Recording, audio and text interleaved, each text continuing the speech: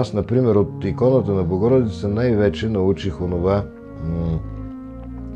блажени чистите по сърце, защото те ще видят Бога, т.е. ще го познаят.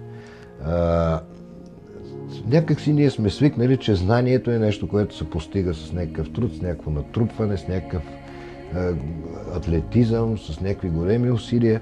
Христос ни казва, не това трябва чисто сърце. Богородица, особено нейният православен иконен лик, ни изправя преди невероятен парадокс. Когато ти я погледнеш, виждаш, че това е един образ на човек, който не знае и една хилядна от всички неща, мръсни, гаднички, опитни, които ние знаем. В известен смисъл това е образ на една невероятна наивност. Невероятна. Дори чистият юноша, застанал по някакъв начин пред нея, знае повече за злия, разтленен опит на този свят, отколкото тя знае. Тя е недокосната в абсолютния смисъл. Този същия, който се изправя пред Богородица и която не знае нищо от това, което той дори в най-невинната си възраст вече е узнал, е същевременно един от хилядите, които тя знае. Тя знае всички. Всеки застава пред нея по някакъв начин и вижда. Тази абсолютно невинната и недокоснатата по някакъв начин не има в себе си всички. Заставаш пред нея и ти си нейното дете, и ти си от нейното семейство, и ти си в нейното сърце. Казват, Богородица е сърцето на църквата и това е точно така.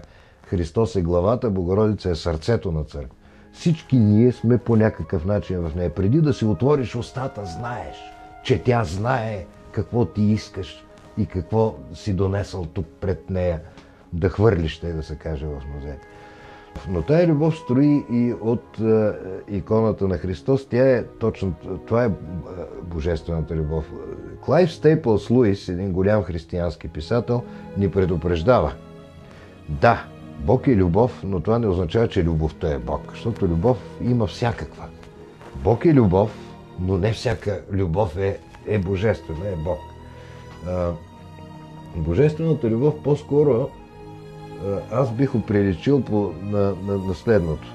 Представете си един баща, който има дете, което е родил не просто за да живее, не просто за битие, а за благобитие. Да се каже, задал му е някакво осъществение, което би искал то да постигне. И това дете, пораствайки, започва да се отклонява, да трупа грехове. То може да стане разбойник. Може да стане пълен разбойник.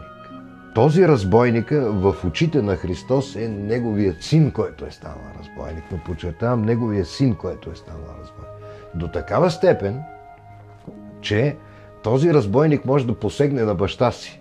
Може да го убие, може да го разпъне на кръст, както собствено са направили синовете с баща си. И в момента, в който го убие, той ще види на кръста две неща. Ще види своя архигрях, ще види предела на злото, на което е стигнал, и ще види обаче неразделно и неслято още нещо. Ще види, че дори това е понесено от Бога. Че любовта му е толкова безкрайна, че и това е понесено. Затова, ако някой разкаиващ се престъпник дигне поглед и каже, кой въобще може да ми прости след всичко това, което извърших, отговорът е, ето този може да ти го прости. Този на кръста. Вярно е, че любовта е най-голямата християнска добродетел. Аз винаги съм си представял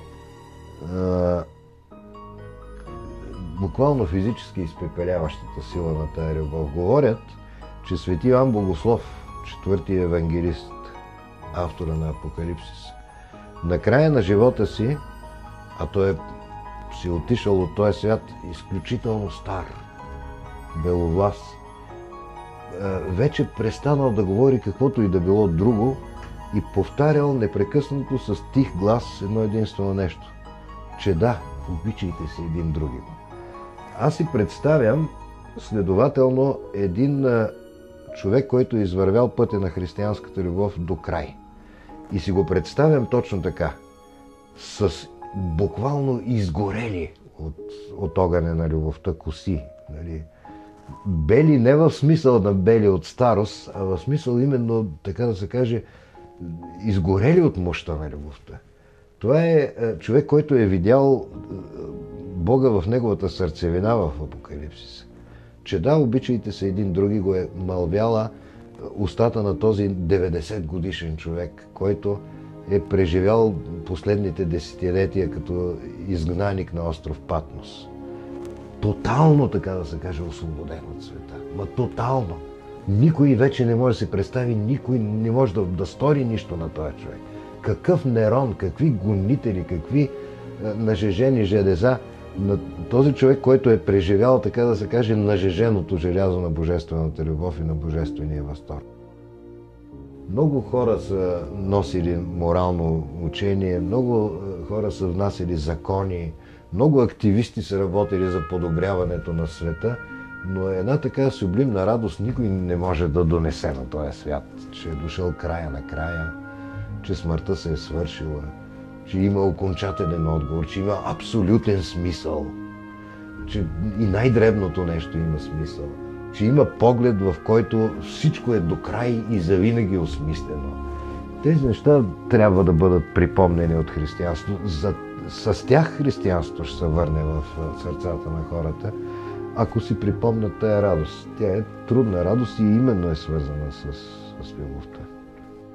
Не сте ли забелязали, че съвременният човек все повече го е срам да бъде екзистенциален? Срам го е да се срути, срам го е да говори. Брониране по някакъв начин. Няма желание да изкара дълбините си. Живее в един свят на невероятно стеснение от общуването. Той затова не се среща. Защото ти, за да се срещнеш, трябва да излезеш на друм. Трябва да почнеш да дишаш. Ето от това обаче съвременните хора се боят по някакъв начин и затова ще кажат чудо голямо. Как да не е чудо голямо? Изключително голямо чудо е. Изключително голямо чудо. 2000 години и кусор камбаната бие всеки ден в чест на онзи, който Юлиан Отстъпник, Ницше наричат оня галилеянин, който успя да измами целия свят. Добре, айде дори това да ме. Как успя да го направи? Как? Какви ли не режими са смачквали с валяка си земята и тая камбана продължава да бие. Тя надживя вековете на тоталитаризмите, на робствата, на окончателното и пълната победа на не знам какво си, и крушението на друго. Отмина като вятър. Няма го вече. Духна го и няма го вече. Няма ни комунизъм, ни нацизъм, нищо. Така. Как изчезна? Никой не знае. Ето така. Дойде им края. Развяха се като дим. Няма ги вече. Мястото им вече ги не познава. Камбаната продължава да звъни. Сега, ако това се нарича чудо голямо, да, чудото е голямо. Аз така пък мисля.